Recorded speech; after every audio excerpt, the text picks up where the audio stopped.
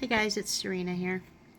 So I'm working on my illustration again, and I thought I would share with you how I'm going to use the same basic picture for two different pictures in the story.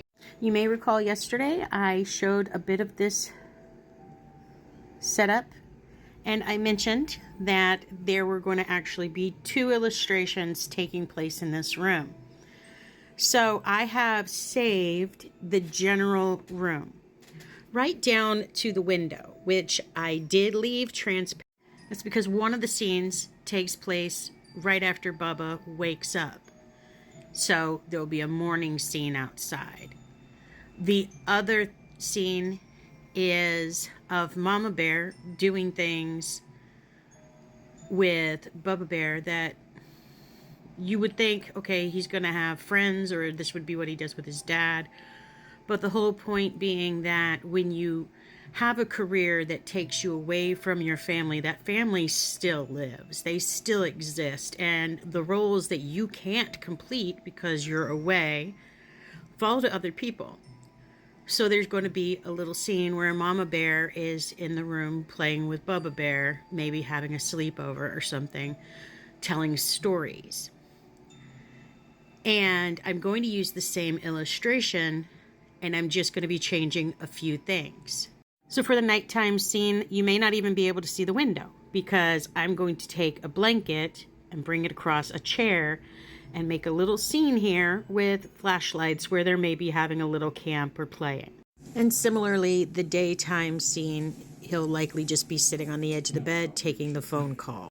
And as I was saying, the difference will be day and night. See, there's the nighttime window, and then there's a daytime window, and it all lines up. I just have made a layer for each one.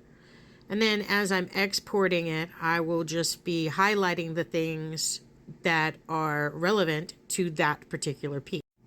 Using an art tablet for digital art, it has its benefits and its drawbacks.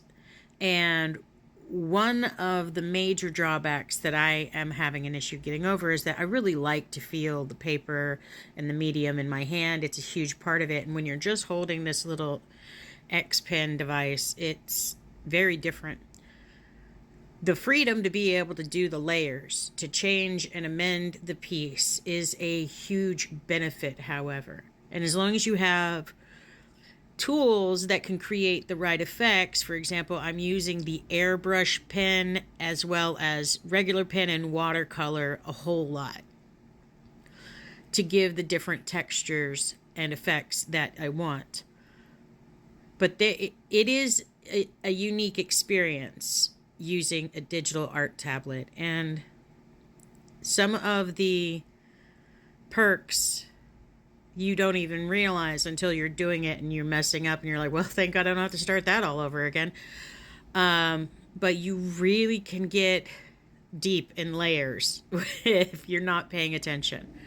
Keeping your layers labeled is huge, because if you're working on one layer and you're working erroneously and you actually meant to put it on a different layer, it gets very complicated when you're like, I need to erase this one thing and I don't know what layer it's on. So I would say keep your layers labeled and take your time.